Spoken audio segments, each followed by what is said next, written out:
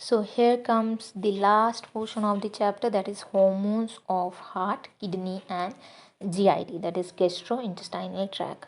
So endocrine glands and उनके hormones हमने पढ़ लिए. अब ऐसे हार्मोन्स जो कि कुछ टिश्यूज से रिलीज होते हैं जो कि एंडोक्राइन ग्लैंड्स में नहीं आते, जैसे कि फर्स्ट है आपका हार्ट की जो एट्रियल वॉल है वो आपका एक पेप्टाइड हार्मोन रिलीज करती है, that is ANF, atrial natriuretic factor, जो कि ब्लड प्रेशर को डिक्रीज़ करता है. अगर आपने एक्सक्रीटरी चैप्टर ध्यान से पढ़ा है तो आपको ये एकदम से क्लिक हो गया होगा कि ब्लड प्रेशर को डिक्रीज़ करने के लिए आपका ANF फैक्टर काम करता है. ये ब्लड वेसल्स को डायलेट कर देता है, जिसकी वजह से जो ब्लड है, डायलेशन से क्या होगा, ब्लड वेसल का उनका डायमीटर इंक्रीज हो जाएगा, जिसकी वजह से ब्लड जितने भी प्रेशर से आ रहा है स्लो डाउन हो जाएगा. Therefore ANF is a hormone, a peptide hormone that is released by atrial wall of the heart that decreases blood pressure by dilation of blood vessels, right. Then the second one is आपका मैरुलर sales of kidney. ये भी आपने अगर excretory chapter ध्यान से पढ़ा है, basically the structure of neuron, तो आपको क्लिक हो जाएगा. यहाँ पे भी पेप्टाइड हार्मोन रिलीज होता है, दैट इज़ इरिथ्रोपोइटिन, एंड ये रिलीज़ करता है आपका पेप्टाइड हार्मोन है इरिथ्रोपोइटिन, जो कि इरिथ्रोपोइसिस करेगा, that is formation of RBC. Now coming next will be हमारा किडनी हो गया, हार्ट हो गया, GIT, that is gastric intestinal tract. Okay, so here comes four of the major hormone. Okay, and these are very confusing. The very first is gastrin. See, by the name only, gastrin from stomach, right? And gastrin is, it stimulates secretion of HCl and pepsinogen. Okay, it secretes the secretion of HCl and pepsinogen. वहीं दूसरा है आपका gastric inhibitory peptide. Okay, सो ये एक तरीके से देखा जाए तो पेप्टाइड की जगह कुछ और भी आ सकता था, but in case multiple choice questions में आ जाता है तो आपको ये ध्यान में रखना है कि वहाँ पेप्टाइड ही है. Okay, so gastric inhibitory peptide, so this inhibit the secretion of gastric and its motility, like एक हार्मोन को दूसरा हार्मोन मतलब इनहिबिट कर रहा है. गैस्ट्रीन जो है वो HCl और पेप्सिनोजन स्टिमुलेट कर रहा है उसका सिक्रीशन, और GIP जो है वो इनहिबिट कर रहा है secretion of gastrin. Then comes to more, secretin. Secretin name से ही पता चल रहा है कि कुछ ना कुछ सिक्रीट हो रहा है, तो आप इनको कैसे याद रखोगे, H2O and bicarbonate ion. Okay, secretin, H2O and bicarbonate ion, right. वहीं CCK, दैट इज कॉलसाइटोकाइनिन. ये कंट्रोल करेगा secretion of pancreas and gall bladder, right. So once again, if we are going to revise it, see, gastrin, secretin, cholecytokinin, gastric inhibitory peptide. Okay, gastrin gastric gland पे act करेगा, stimulate करेगा HCl का secretion and pepsinogen का.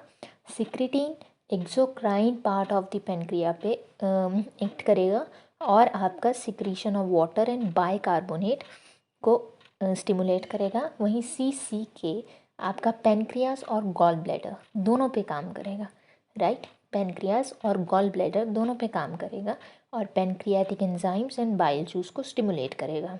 वहीं GIP आपका gastrin की secretion को inhibit करेगा. ओके, एंड बहुत सारे दूसरे भी नॉन एंडोक्राइन टिश्यूज़ जो हैं वो हार्मोन्स रिलीज़ करते हैं जिन्हें ग्रोथ फैक्टर कहा जाता है.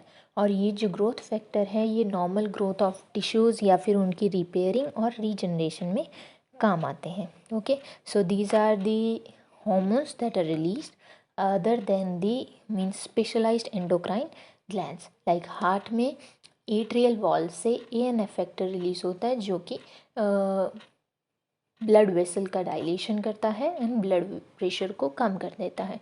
वहीं किडनी में juxta glomerular kidney cells of the kidney से पेप्टाइड हार्मोन रिलीज होगा इरिथ्रोपोइटिन, जो कि आरबीसी का प्रोडक्शन करेगा, इरिथ्रोपोइसिस करेगा।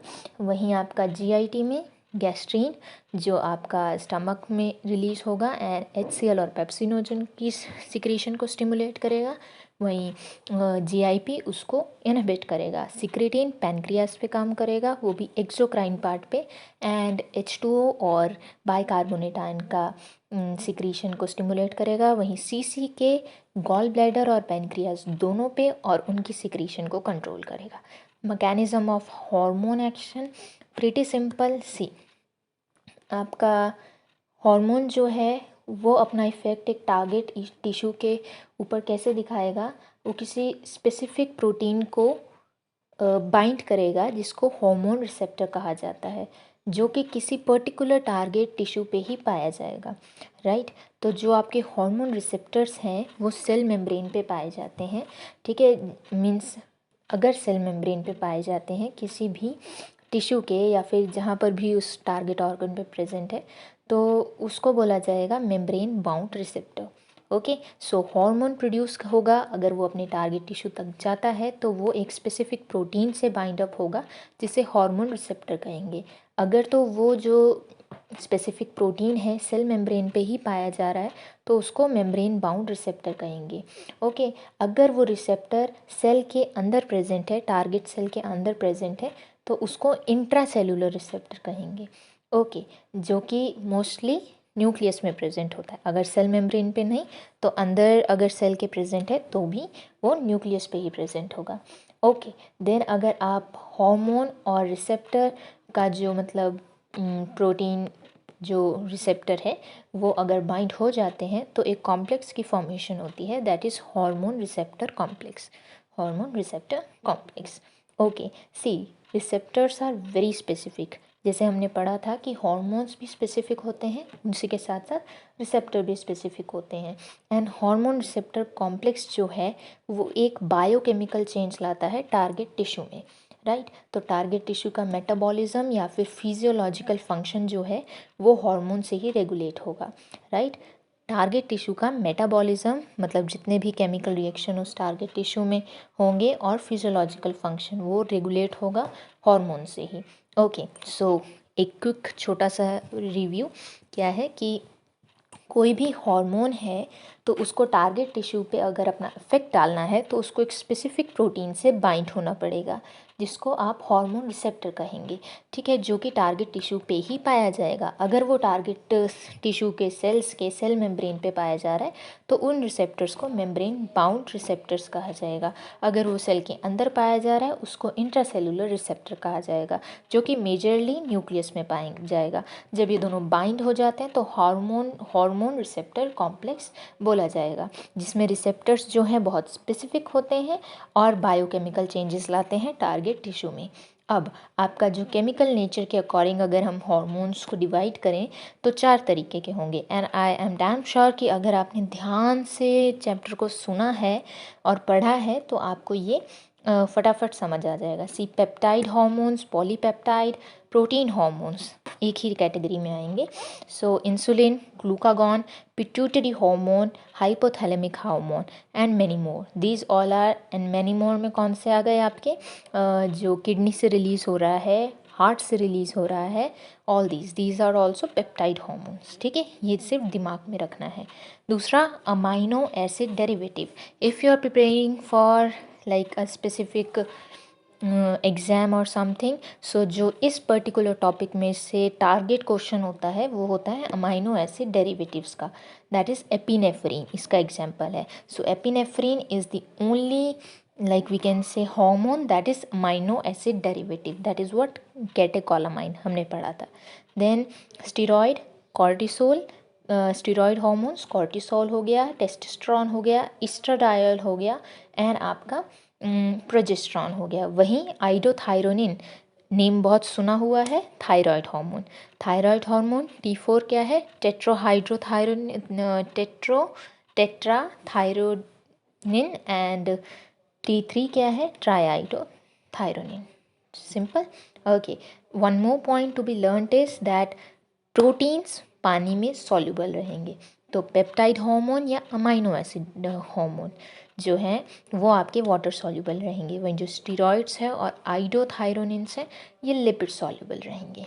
Okay, now coming to the very last paragraph of this chapter is that जब भी हॉर्मोन्स जो हैं वो मेम्ब्रेन बाउंड रिसेप्टर से इंटरेक्ट करेंगे तो वो टारगेट सेल के अंदर नहीं एंटर करेंगे, राइट, और एक सेकेंड मैसेंजर को रिलीज करेंगे, as in hormone comes and it get binds with the membrane bound receptor present over there and then they will be generating a second messenger, जो कि अगर आप NCERT के थ्रू पढ़ रहे हो तो ब्रैकेट में दिया गया है cyclic AMP, IP3 and calcium and many more. So these three are the second messengers. Okay, so these will be regulating the cellular metabolism in the target tissue. Okay, if the second type of receptor is the one जिससे hormone जाके bind up होगा, that is आपका intracellular receptors जो कि steroid hormones या फिर iodothyronine etcetera रहेंगे, तो वो न्यूक्लियस में ही पाया जाएगा, means majorly, and this is not permanently और ज़रूरी नहीं है कि न्यूक्लियस में ही पाया जाएगा, मीन्स मोस्टली न्यूक्लियस में पाए जाते हैं इंटरस्टेलुलर रिसेप्टर्स। ओके, तो वो आपका जीन एक्सप्रेशन को रेगुलेट करेगा या क्रोमोसोम फंक्शन को, ठीक है, तो वहाँ पे हार्मोन रिसेप्टर कॉम्प्लेक्स फॉर्म होगा एंड देयरफॉर बायोकेमिकल रिएक्शन होगा। Simple. If we come to the diagram present over there, that is 22.5।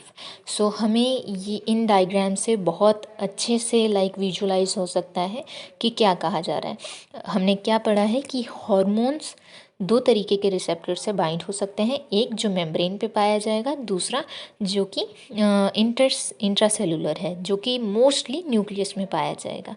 So first box is showing us the protein hormones, that is जो कि membrane bound रहेंगे जिसका receptor. Okay, example दिया गया है FSH, अगर receptor से जुड़ेगा जो कि ओवरियन सेल मेम्ब्रेन पे प्रेजेंट है तो एक रिस्पॉन्स, सेकेंडरी रिस्पॉन्स वो जनरेट करेगा जो कि आपका साइक्लिक AMP, IP3 या कैल्शियम करेगा, राइट। देन बायोकेमिकल रिस्पॉन्सेज होंगे एंड देयरफॉर आपको फिजियोलॉजिकल रिस्पॉन्स दिखेंगे, ओवेरियन ग्रोथ, राइट, जो काम करने वो आया है। In case of the second box that is steroid hormones, तो यूटेराइन सेल वॉल दिखाई गई है, ईस्ट्रोजन जो कि एक स्टीरॉयड हार्मोन होता है, तो अगर वो एंटर होता है, सी मेम्ब्रेन पर कोई भी रिसेप्टर नहीं है, it is present where inside the nucleus, right, and complex भी बन रहा है, hormone receptor complex inside the nucleus.